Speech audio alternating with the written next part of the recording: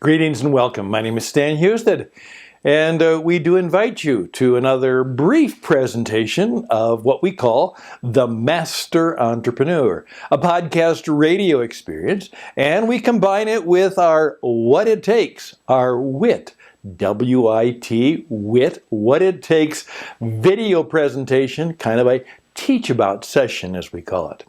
And today we are right at the very last Sunday of 2019, and we have declared that we are already in 2020.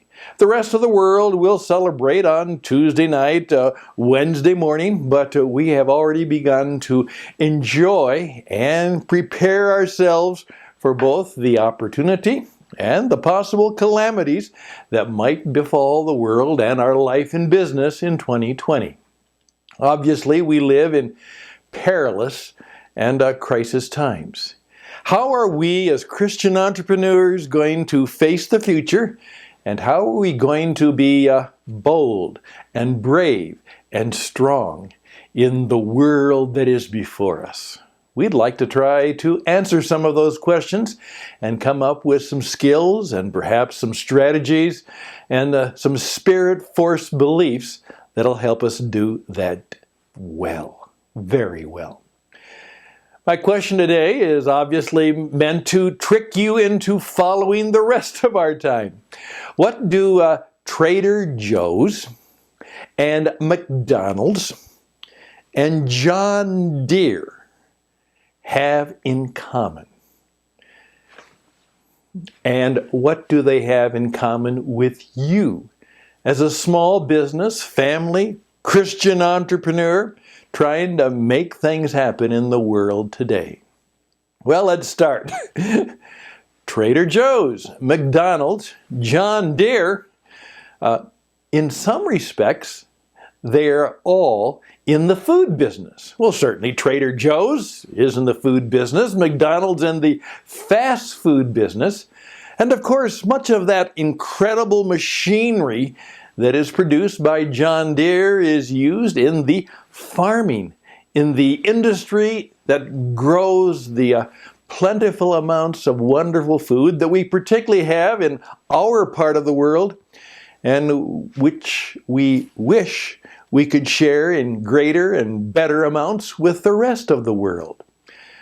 But those three major companies just decided to do something rather unusual. Now, I've talked to you many times about the podcast movement. And since I'm not necessarily the inventor, but certainly one of the originators and the original producers in the thing called podcast, a personal, on-demand radio broadcast on the internet. And as we give birth to the Master Entrepreneur iPod radio broadcast program, and in 2020, our life will be very different because we will be helping many people just like you in your business to discover how they can use podcasting in their business. Well, surprisingly, Trader Joe's, McDonald's, and John Deere, last week it was announced that they are now producing podcasts. Now, that surprised me, and I'm sure it surprised other people who know what a podcast is all about. It tends to be something that is used to brand yourself, to market yourself, and it tends to be in more of the experiences and services, not necessarily in the basic commodities, such as heavy machinery, such as fast food, and perhaps even the retail trade in food like Trader Joe's. Why would they be doing podcasts? Well, you're going to discover that they have discovered that a lot of the traditional marketing, the radio has less and less impact as fewer and fewer people are tuning in to radio. Now, they still have a huge audience. However, it is not growing, where the podcast audience is growing almost exponentially. And there are some very good reasons for that. Newspapers, magazines, all of the various print, or what we call the dead tree, a piece of paper, nice piece of paper. Dead tree marketing is becoming more expensive, and certainly it's economically difficult and environmentally just challenging. And so more and more people are trying to figure out how do they do the connecting and the creating of an experience and moving their product, their services, and their goods into the attention of people who have way too much sound and fury and information in front of them and less time. Well, they've decided, and I'm anxious and eager to see what they do. I can guarantee you they will probably do it wrong at first, because most people do, but then you learn and you begin to catch on, and that's what I always teach people. You don't, ready, aim, fire. You usually today in marketing, you fire, aim, and see if you're ready. Think about that. Just let that, as we say, sit on your head for a while. You have to do it. You have to experiment. You have to try. You have to fail. You have to try again and fail again. And then finally, through small trials, small errors, and sometimes big mistakes, you decide what works best for you, the audience you're seeking to connect to, and the story and the stuff that you bring together in a way that creates value so that people actually do what they would prefer not to do, and that is to spend money with you. They'd prefer to keep their money. But because you have something they need, want, or desire, or find helpful, they will separate themselves from their money and give it to you if the value is profound and very personal, and perhaps even something that helps them change their life. What could that be? Now, you may not decide to be a podcaster. However, let me tell you, as your coach and as your guide and as a Christian entrepreneur colleague, you're going to have to figure out what to do about it. You may reject it, as one man said to me, "That's the dumbest thing I've ever heard." Fine. He's wrong, but for him, it's right, because that's the way he feels, and if that's the way he feels, that's what he should do. I will not try and talk him into anything he doesn't really believe in. But here's the point. Even if you don't want to do podcasting, you're going to have to do what podcasts do. Let me tell you what that is, what that are, what they are. First of all, you're going to have to be a storyteller, because all effective communication, as Jesus knew, comes from, let me tell you a story. Once upon a time, in a place far, far away, a long time ago, once upon a time, in the beginning, God. You're going to have to be a storyteller. Because if you want people to pay attention to what you have and what you do and how you serve and how you can help them, you're going to have to tell stories. Figure out how to do that and who should do it and then how you get them to hear. Did you hear what I said? Hear your story. Not just read your story, hear your story. The second thing you're going to have to do is you're going to have to be a teacher. All good marketing is designed to help people today make some changes. And one of the best ways to help people change is to, in a very engaging and friendly and not necessarily a challenging, but perhaps a questioning way, teach people new things, new ideas, and new ways. The best marketing is not in your face, shout, you need this, by gosh and by golly. It's, have you considered this? May I tell you about this? Would this be helpful or useful? Could this be some information that might be useful to you? Let me tell you how the world and how those products and how things work. You're going to have to be a storyteller, and you're going to have to be a teacher, and you're going to have to be a performer.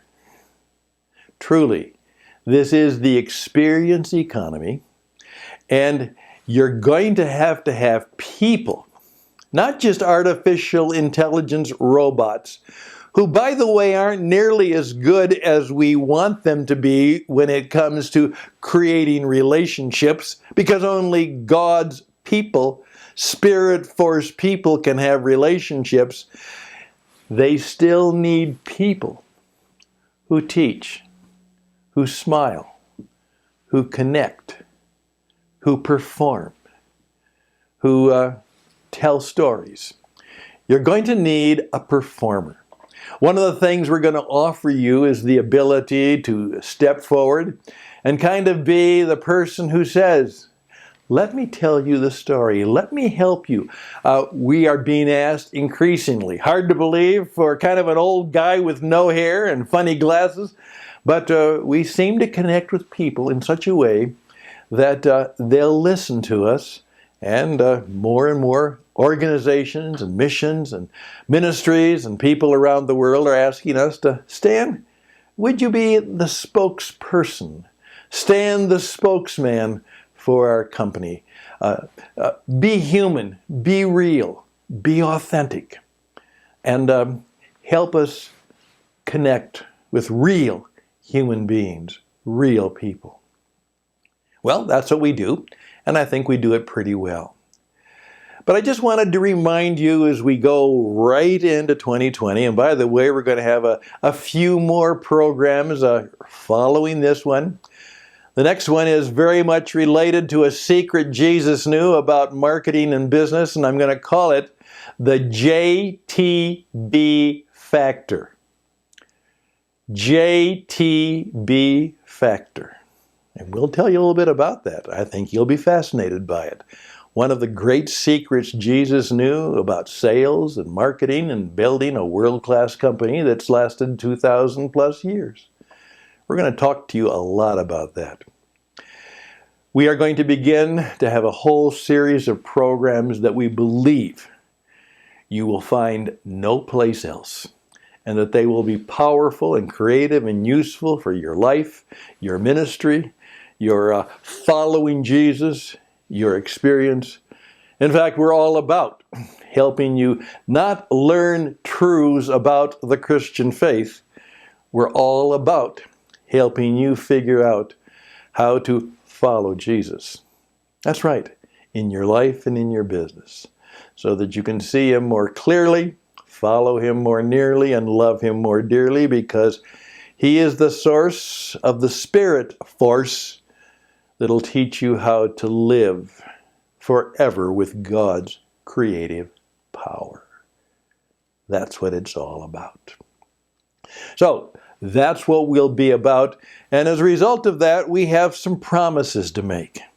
Your new year should not be about predictions. You want to make a God laugh, tell Him your plans and your predictions. We do want that our life will be very different at this time next year. We're doing a number of things. And by God's good grace, my life, and the life of my children, the life of my family, and maybe your life too, will be profoundly different.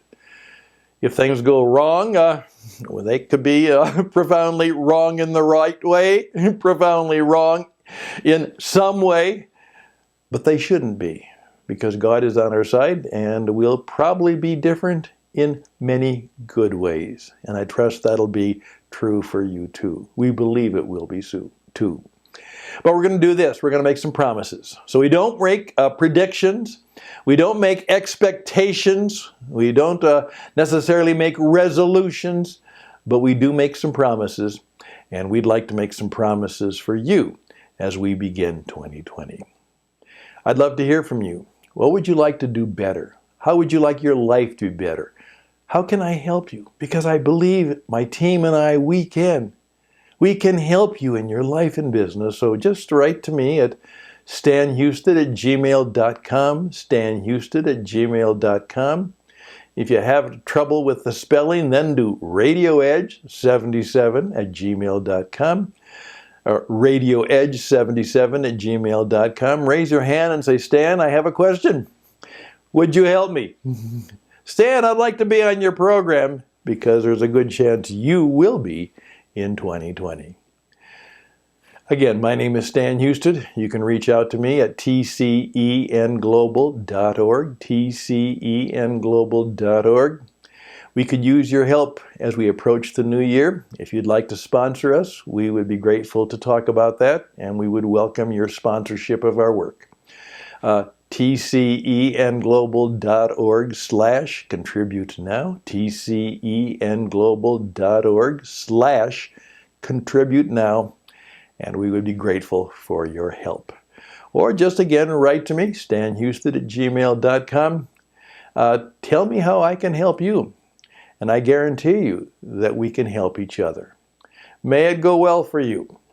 May that be part of what we do for you every day.